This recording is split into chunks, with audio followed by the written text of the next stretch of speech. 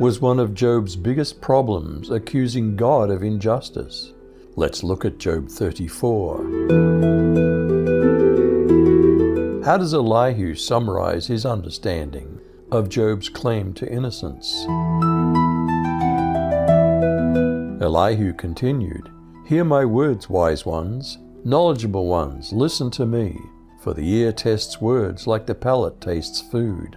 Let's choose for us what's right. Let's determine among ourselves what's good. For Job has said, I'm innocent. God has denied my just cause.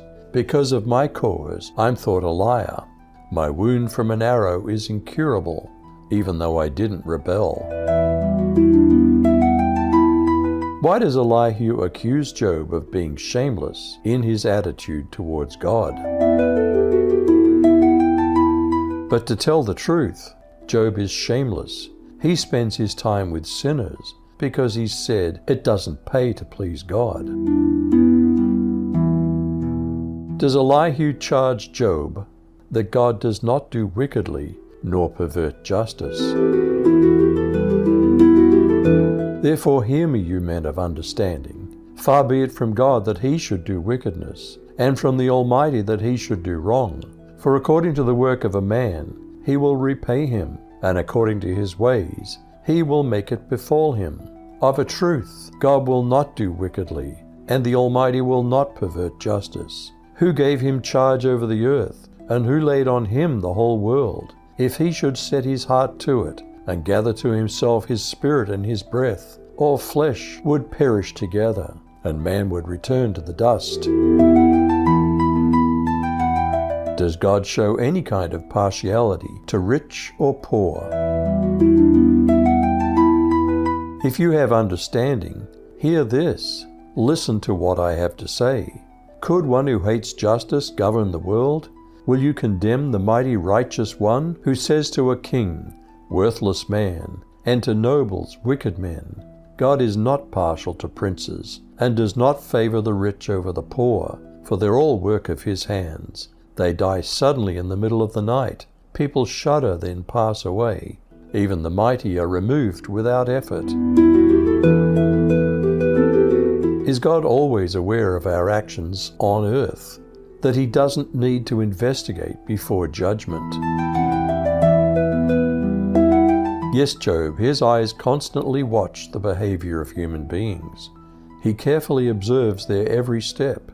There's no such thing as darkness to him, not even deep darkness, that can conceal those who practice evil.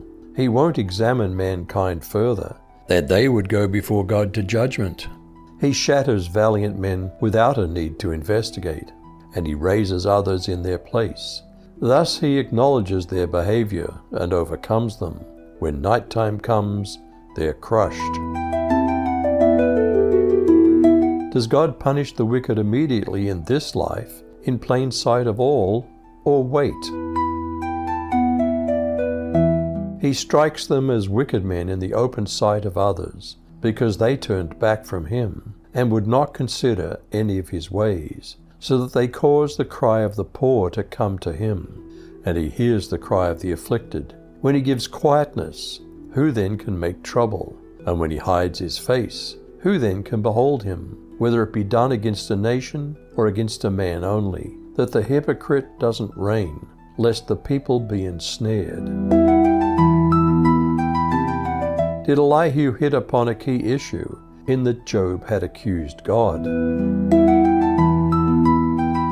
For has anyone said to God, I've borne chastisement, I will not work destructively any more. Instruct me what I do not behold. If I've done injustice, I will not do it again. Shall he repay on your terms, because you have rejected it? For you must choose, and not I. Therefore say what you know.